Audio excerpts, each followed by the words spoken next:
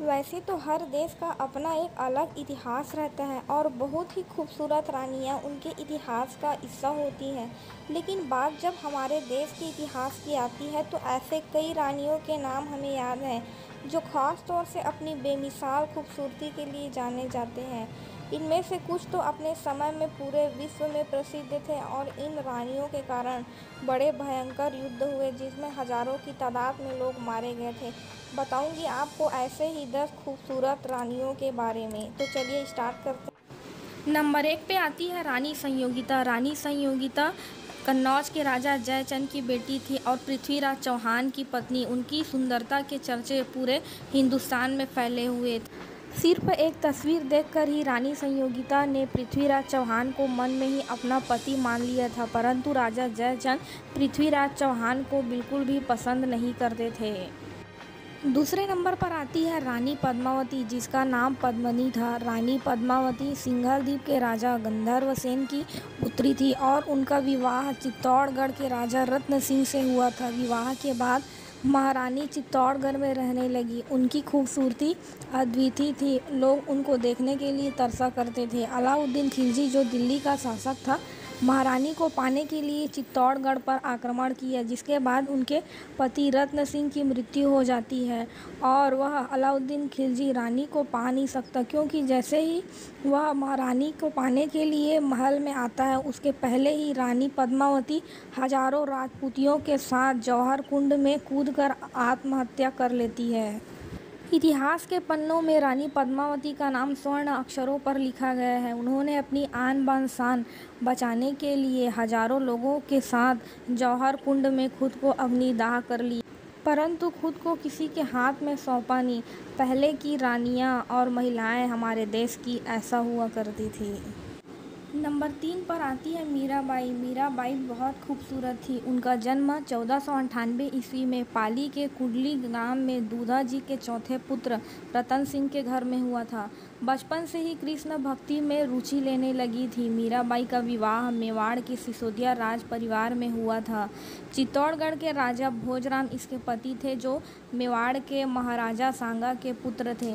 उनके ससुराल वालों ने मीराबाई के ऊपर बहुत ही ज़्यादा अत्याचार किया और वह अपना ससुराल छोड़कर बाहर रहने लगी।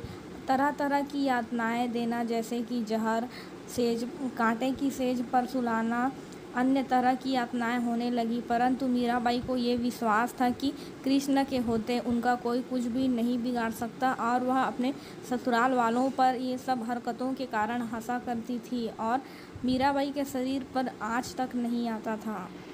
साहस, शौर्य और बलिदान की धनी महारानी लक्ष्मीबाई का नाम इतिहास के पन्नों पर स्वर्ण अक्षरों पर लिखा गया है, जो हमको बचपन से ही पढ़ाया गया है महारानी लक्ष्मीबाई की वीरता के बारे में। महारानी लक्ष्मीबाई वीर के साथ बहुत खूबसूरत भी थी। उनकी खूबसूरती के चर्चे अंग्रेज़ों तक फैले हुए थे। सन 1857 की क्रांति में महारानी लक्ष्मीबाई द्वितीय वीरांगना थी। वो लड़ते मर गई, परंतु उन्होंने अंग्रेज़ों के सामने झुकना नहीं सीखा। आखिरी सांस तक वो अपनी झांसी को बचाने के लिए अंग्रेज़ों के साथ लड़ती रही और 1858 में उनकी मृत्यु हो गई और वो वीर गति को प्राप्त हुई। परंतु महारानी लक्ष्मीबाई का नाम आज भी शौर्य, ताकत, बलिदान के लिए लिया जाता है। महारानी लक्ष्मीबाई की पूरी डिटेल की, उनकी मृत्यु कहाँ पे कैसे हुई, उनके साथ क्या क्या हुआ, उनकी मृत्यु के बाद उनके बच्चे के साथ क्या क्या हुआ, हर एक चीज़ की वीडियो मैंने अपने चैनल पर डाल रखी है। मैं डिस्क्रिप्शन बॉक्स और वीडियो के आखिरी में दे दूँगी, आप वहाँ पर जाकर रानी लक्ष्मीबाई के बारे में ज़रूर देखिए। नंबर 5 पे आती है अक्का देवी, जिनका जन्म कर्नाटक के पुदुतड़ी ग्राम में हुआ था। ये एक महान शिव भक्त और कवित्री थी। इनके माता पिता भी शिव भक्त ही थे।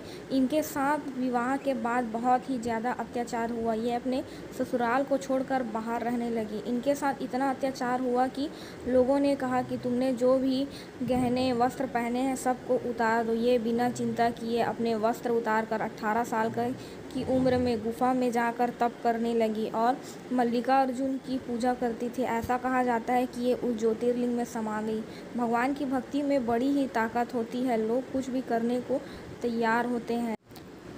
तो ये वीडियो आपको कैसी लगी मुझे ज़रूर बताएं। ये है भारत की 5 सबसे खूबसूरत रानियाँ। खूबसूरती के साथ साथ इनको वीरांगना, धैर्य, शौर्य के नाम से भी जाना जाता है। तो क्या आपको इससे पहले इनके बारे में पता था? ये मुझे ज़रूर बताना।